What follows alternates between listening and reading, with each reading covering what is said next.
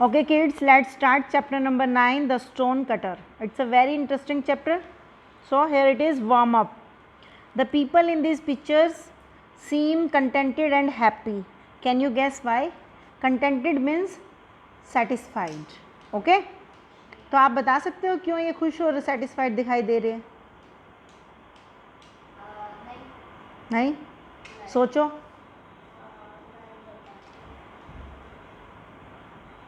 क्योंकि ये अपने काम से खुश है, इनको काम करने में मज़ा आता है. ठीक है, आगे आपको स्टोरी में ये पता चल जाएगा. फिर आगे, are you happy with your home? क्या तुम अपने घर से खुश हो? योर पेरेंट्स, अपने मम्मी पापा से. Your friends, discuss with your partner and state one reason why you are happy. अपने पार्टनर के साथ डिस्कस करो और बताओ कि एक रीज़न बताओ कि आप खुश क्यों हो. Okay, let's start the story on next page. Once upon a time there lived a stone cutter. एक बार की बात है, एक स्टोन कटर था, पत्थर काटने वाला.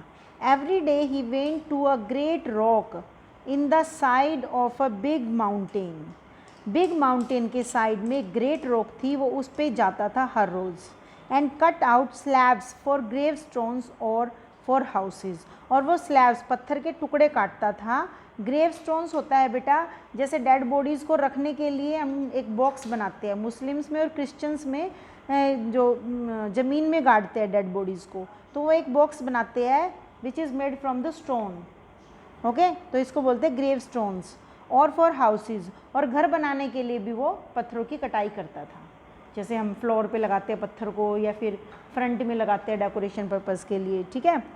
He understood very well all the kinds of the stones needed for different purposes. उसे बहुत अच्छे से पता था कि अलग अलग टाइप के जो स्टोन्स होते हैं वो किस किस पर्पज़ से यूज़ किए जा सकते हैं. ठीक है. And as he was a careful workman he had plenty of customers. और वो बहुत ही केयरफुल, मतलब कि अच्छा लापरवाह नहीं था, वो बड़ा ही केयरफुल था, सुलझा हुआ इंसान था, काम करता था अच्छे से. तो उसके पास प्लेंटी यानी बहुत संख्या में कस्टमर थे. ठीक है. For a long time he was happy and contented and asked for nothing better than what he had.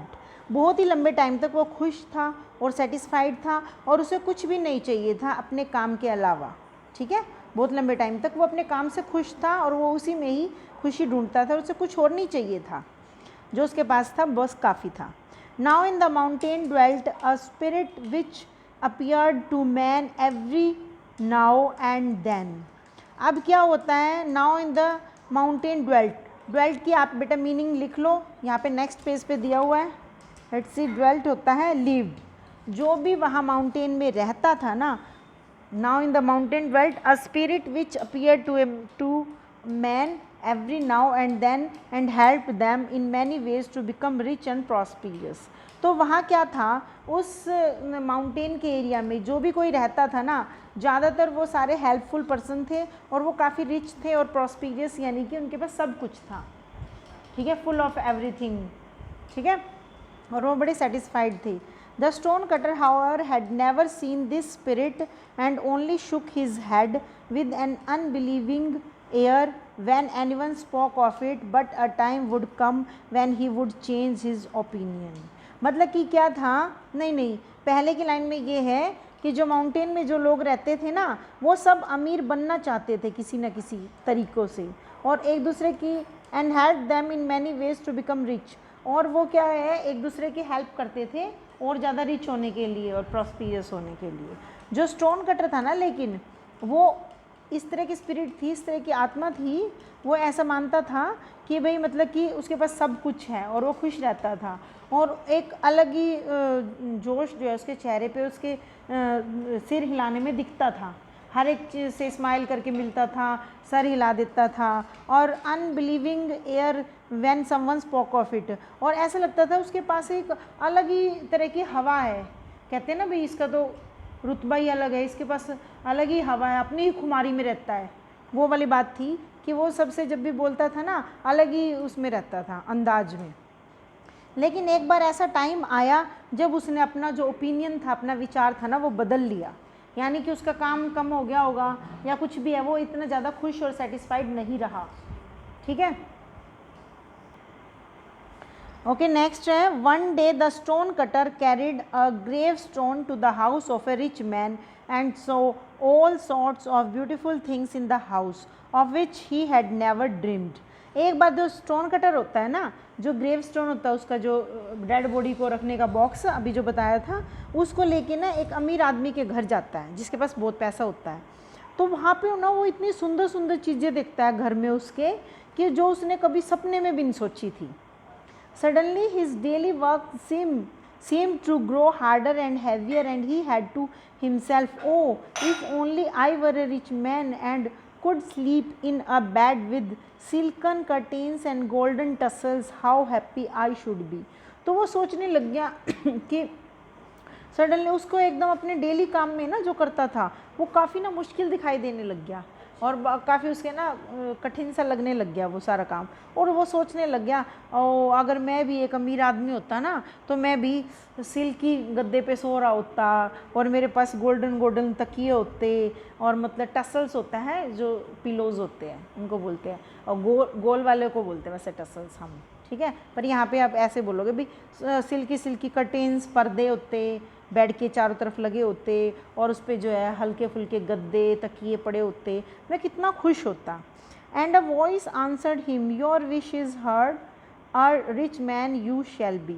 तो उसे एक आवाज़ सुनाई देती है और वो कहते हैं तुम्हारी विश ना हमने सुन ली है, तुम एक अमीर आदमी बन जाओगे, वो आवाज़ उसे कहती है। तो कितना इंटरेस्टिंग है ना story. At the sound of the voice the stone cutter looked around. तो स्टोन कटर जैसे स्टोन काट रहा था ना, इस आवाज़ पे ना वो चारों तरफ देखता है, but could see nobody, लेकिन उसे कोई भी दिखाई नहीं देता। He thought it was all his fancy and picked up his tools and went home, for he did not feel inclined to work any more that day. तो उसे क्या होता है, वो ऐसे सोचता है जब उसे कोई दिखाई नहीं देता ना कि ये सब ना झूठ है, फैंसी है, मतलब कि कल्पनाशील है, इमेजिनेशन है मेरी, हम इमेजिन कर लेते हैं ना कि हमारे आसपास कोई है, तो उससे सारा ना फैंसी का मीनिंग देखो आप नेक्स्ट पेज पे ऐसा ही होगा। हाँ, इमेजिनेशन देखो मैंने देखा भी नहीं था, हम कई बार कंसीडर करते हैं ना मीनिंग, वो बिल्कुल करेक्ट जाता है, मैंने तो जिस तरफ कंसीडर किया था। तो इमेजिन किया उसने कि ऐसा कुछ नहीं है, मुझे ऐसे दिखाई दे रहा है। और उसने अपने टूल्स जो होते हैं ना काटने के, पत्थर काटने के जो टूल्स होते हैं उनको उठाया और वो घर की ओर चलने लगा, क्योंकि उसने सोचा अब ये इनक्लाइंड क्या होता है, for he did not feel inclined to work any more. Inclined होता है किसी काम करने की इच्छा, ठीक है। तो उसे अब कुछ काम करने की ना इच्छा नहीं हो रही थी इस टाइम और ज़्यादा उस दिन, ठीक है। उसे ये लग रहा था बस आज बहुत हो गया। But when he reach the little house where he lived he stood still with amazement, for in place of his wooden hut stood a stately palace filled with splendid furniture, and most splendid of all was the bed, in every respect like the one he had envied। envied का meaning देखो आप next page पे, envied means long to possess something, long to possess something, possess मतलब इच्छा है कुछ पाने की, ठीक है, कुछ पाने की इच्छा। तो क्या होता है जब वो अपने घर जाता है ना, but when he reach the little house, अपने छोटे से घर में पहुंचता है ना, तो जहाँ पे वो रहता था, ही स्टूड स्टिल, तो वो खड़ा एकदम ना खड़ा का खड़ा रह जाता है, मतलब वहीं की वहीं खड़ा रह जाता है, आगे नहीं चल पाता। With amazement, for in place of his wooden, उसका जो लकड़ी की झोपड़ी सी टाइप थी ना, हट थी, उसकी जगह ना उसने देखा कि हर तरह से मतलब स्प्लेंडेड शानदार फर्नीचर से लगा हुआ सब कुछ देखता है वो अपने घर में ही, उसे महल जैसी फीलिंग आती है, ठीक है। स्टेटली मीन्स देखो स्टेटली, मैग्निफिसेंट, मैग्निफिसेंट, मैग्निफिसेंट होता है बहुत ही मतलब सुंदर, ऐसे दिखाई देता है ना बड़ा बड़ा सब चीज़, ठीक है, काफ़ी अद्भुत सा दिखाई देता है, ठीक है। तो उसे सब कुछ दिखाई देता है, यहाँ तक कि अपना बेड भी आलीशान। In every respect like the one, जैसा कि उसने सोचा था, जैसा कि उसने पाने की इच्छा की थी, एनवीड मतलब पाने की इच्छा की थी ना उसने, वैसा उसे दिखता है अपने घर में ही। He was beside himself with joy and his old life was soon forgotten. और वो खुशी से उछल पड़ता है, इतना खुशी से फूला नहीं समाता, और वो अपनी पिछली जो लाइफ थी ना उसको भूल जाता है लगभग। समझ आ रहा है आज तक? It was now the beginning of summer, summer की शुरुआत हो रही थी। एंड ईच डे द सन ब्लेज्ड मोर फायरसली, और हर दिन जो था ना सन जो है और ज़्यादा चमकीला और ज़्यादा हॉट होता जा रहा था।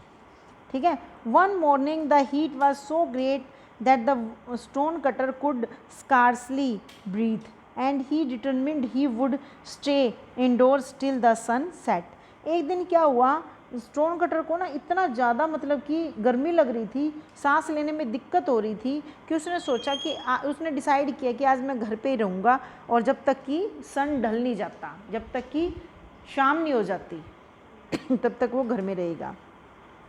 He was rather dull, for he had never learned how to amuse himself and was peeping through the closed blinds to see what was going on in the street. When a little carriage passed by, drawn by servants dressed in blue and silver, he was rather dull. वो क्या है, काफ़ी डल हो गया था। He was rather dull. डल का मतलब ये होता है जैसे कि होता है नहीं, हम आलसी से हो जाते हैं और मतलब सारे दिन लेटे रहेंगे, अगर काम नहीं करेंगे लेटे रहेंगे तो हम ऐसे हो जाते हैं मरे मरे से, बुझे बुझे से। ठीक है, तो ऐसे डल डल सा हो रहा था। He had never learned how to amuse himself, उसने कभी सीखा ही नहीं था कि अपने आप को कैसे खुश रखा जाता है। अम्यूज़ मतलब एनर्जेटिक, ठीक है, खुशनुमा रखा जा सकता है। And was peeping through the closed blinds to see what was going in the street, और वो जो है अपने घर के दरवाज़ों से झांक झांक के देख रहा था कि गलियों में क्या हो रहा है। ठीक है, क्योंकि वो कभी घर पे रहा ही नहीं था, उसे टाइम पास करना नहीं आ रहा था भाई, कैसे वो ऐसे उदास उदास सा हो रहा था, डल डल सा नज़र आ रहा था, ऐसे फीका फीका सा उसका चेहरा हो रहा था। उसे पता नहीं था अपने आप को घर में रहते हुए कैसे खुश रखते हैं, वो तो काम में लगा रहता था बेचारा। तो वो दीवारों से मतलब दरवाज़ों से देखता, अपने घर की गलियों को देखता है। ठीक है। When a little carriage passed by, तो एक जो है छोटा सा कैरेज होता है, ये हो जाता है ना रिक्शा वगैरह, कुछ भी उठाने सामान उठाने वाली चीज़ें, रिक्शा वगैरह से दिखाई देती है। Drawn by servants dressed in blue and silver, तो ये सर्वेंट होते हैं, कुछ नौकर होते हैं, सिल्वर और ब्लू कलर की ड्रेस उन्होंने पहनी होती है और वो खींच रहे होते हैं उसको, कैरिज को। In the carriage sat a prince with the golden umbrella held over his head to protect him from the sun's rays, तो कैरिज में एक प्रिंस बैठा होता है, एक राजकुमार बैठा होता है, और उसके सिर पे ना एक गोल्डन अम्ब्रेला होती है, छतरी होती है, और जो कि उसको बचाती है सन की रेज से।